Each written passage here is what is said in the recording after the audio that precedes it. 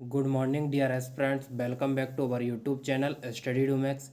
आज है 16 अक्टूबर और आज हम आपके लिए डेली करंट अफेयर सीरीज़ का नेक्स्ट पार्ट लेकर आए हैं, जिसमें आज के टॉप करंट अफेयर को विथ एक्सप्लेनेशन इंक्लूड किया गया है। क्योंकि करंट अफेयर को आप विदाउट एक्सप्लेनेशन पढ़ोगे तो बहुत जल्दी आप उसे भूल जाओगे, और विथ एक्सप्लेनेशन आप करंट अफेयर को पढ़ोगे तो काफ़ी समय तक आपके दिमाग में ये चीज़ें बनी रहेंगी। तो करंट अफेयर को हमेशा ही आप एक्सप्लेनेशन के साथ पढ़ने की कोशिश कीजिएगा। तो वीडियो को बिना स्किप किए हुए अंत तक जरूर देखें।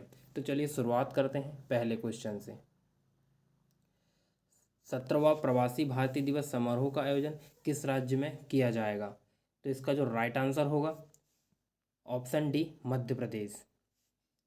तो 17वां प्रवासी भारतीय दिवस सम्मेलन जनवरी 2023 में इंदौर, मध्य प्रदेश में आयोजित किया जाएगा। अब 16वां प्रवासी भारतीय दिवस सम्मेलन कब आयोजित किया गया था? तो 16वां जो प्रवासी भारतीय दिवस सम्मेलन है 2019 में वाराणसी, उत्तर प्रदेश में मनाया गया था। और इस बार कहाँ मनाया जा रहा है? इंदौर, मध्य प्रदेश में। हम बात करें पहले प्रवासी भारतीय दिवस समारोह की, तो पहला जो भारतीय दिवस समारोह है 2003 में नई दिल्ली में मनाया गया था। अब ये प्रवासी भारतीय दिवस समारोह क्यों मनाया जाता है? तो विदेशों में रह रहे भारतीय समुदाय के लोग जो भारत को इनडायरेक्टली अपना योगदान देते हैं, उनकी याद में ये प्रवासी दिवस समारोह मनाया जाता है। चलिए नेक्स्ट क्वेश्चन, विश्व छात्र दिवस कब मनाया जाता है? तो इसका जो राइट आंसर होगा ऑप्शन सी, 15 अक्टूबर। तो पूरे विश्व में प्रत्येक वर्ष 15 अक्टूबर को विश्व छात्र दिवस के रूप में मनाया जाता है।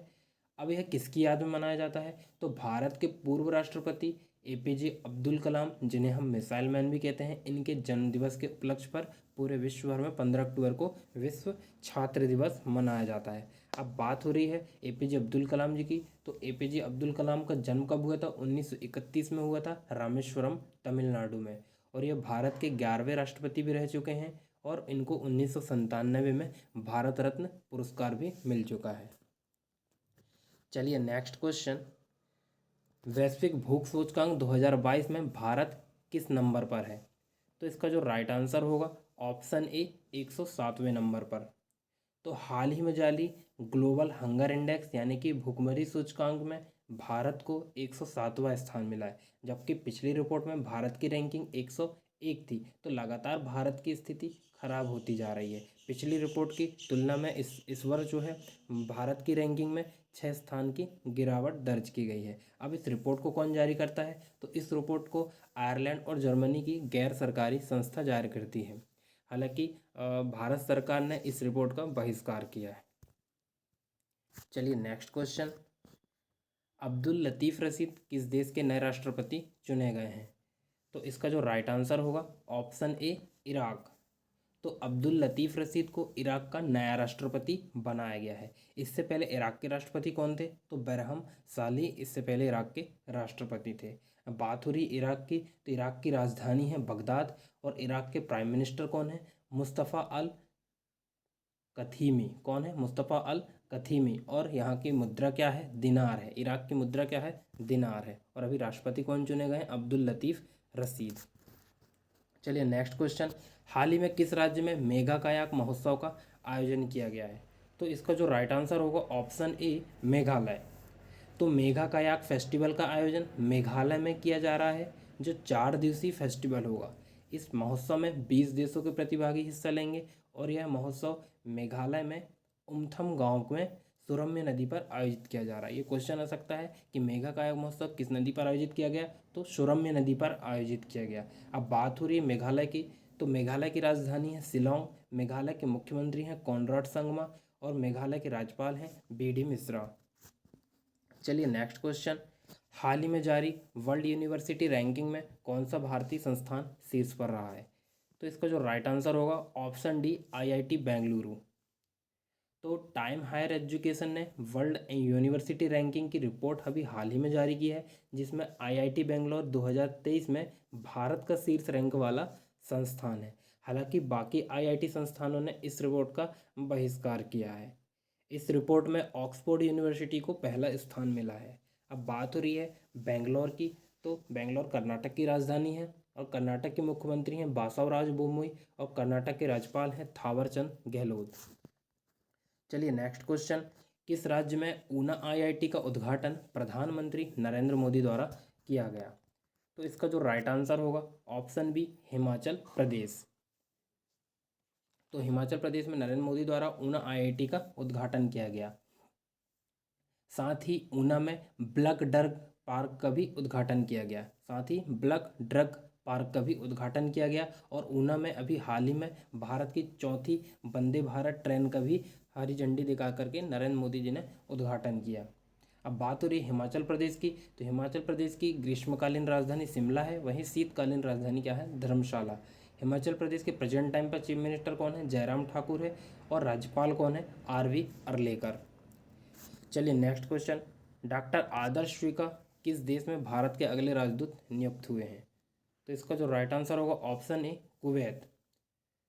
तो कुवैत में अभी हाल ही में आदर्श श्रीका को भारत का अगला राजदूत के रूप में नियुक्त किया गया। और ये कुवैत में किसकी जगह लेंगे? CG जॉर्ज की जगह लेंगे। किसकी जगह लेंगे? CG जॉर्ज की जगह लेंगे। बात हो रही है कुवैत की, तो कुवैत की राजधानी क्या है? अल असीमा। कौन है? अल असीमा यहाँ की राजधानी है। और प्रेजेंट टाइम पर प्राइम मिनिस्टर कौन है कुवैत की? तो सब अल खलीद अल सब। कौन है? सब अल खलीद अल सब। चलिए नेक्स्ट क्वेश्चन, हाल ही में महिला T20 एशिया कप का खिताब किसने जीता है? तो इसका जो राइट आंसर होगा ऑप्शन ए भारत। तो एशिया कप के फाइनल में भारत ने श्रीलंका को हराकर T20 एशिया कप का खिताब अपने नाम किया है। और इसका आयोजन कहाँ हुआ था? तो T20 महिला एशिया कप का आयोजन बांग्लादेश में किया गया था। अब बात हो रही है बांग्लादेश की, तो बांग्लादेश की राजधानी है ढाका। बांग्लादेश की प्राइम मिनिस्टर है शेख हसीना। और बांग्लादेश के प्रेसिडेंट हैं मोहम्मद अब्दुल हामिद। बात करें श्रीलंका की, तो श्रीलंका की राजधानी है जयवर्धनेपुरम कोटम। और श्रीलंका के प्रेजेंट टाइम पर प्राइम मिनिस्टर कौन है? दिनेश गुणवरदेना। कौन है? दिनेश गुणवरदेना। चलिए नेक्स्ट क्वेश्चन, कौन सा राज्य हिंदी में मेडिकल और इंजीनियरिंग की शिक्षा देने वाला पहला राज्य बन गया है? तो इसका जो राइट आंसर होगा ऑप्शन बी मध्य प्रदेश। तो पायलट परियोजना के तहत मध्य प्रदेश में मेडिकल और इंजीनियरिंग की शिक्षा को हिंदी में उपलब्ध कराने वाला पहला राज्य बन गया है। कौन? मध्य प्रदेश। यानी कि मध्य प्रदेश के मेडिकल और इंजीनियरिंग कॉलेजों में अब इंग्लिश के साथ साथ हिंदी में भी पढ़ाई की सुविधा उपलब्ध होगी। बात हो रही मध्य प्रदेश की, तो मध्य प्रदेश की राजधानी है भोपाल। मध्य प्रदेश के मुख्यमंत्री शिवराज सिंह चौहान। और मध्य प्रदेश के राज्यपाल हैं मंगू भाई छगन भाई पटेल। चलिए नेक्स्ट क्वेश्चन, प्रोजेक्ट निसार किन दो एजेंसियों के बीच वर्ष 2023 में लॉन्च होने वाला एक बड़ा प्रोजेक्ट है? तो इसका जो राइट आंसर होगा ऑप्शन बी नासा और इसरो। तो अमेरिकी अंतरिक्ष एजेंसी नासा और भारतीय अंतरिक्ष अनुसंधान केंद्र इसरो पृथ्वी निगरानी मिशन के तहत इस प्रोजेक्ट को लाने वाला है।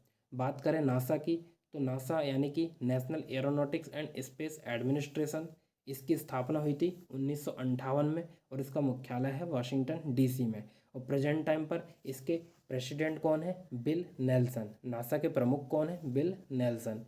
बात करें इसरो की, तो इसरो की स्थापना 1969 में हुई थी। इसका फुल फॉर्म है इंडियन स्पेस रिसर्च ऑर्गेनाइजेशन। इसका मुख्यालय है बेंगलोर कर्नाटक में। और प्रेजेंट टाइम पर इसके प्रमुख कौन है? S सोमनाथ हैं।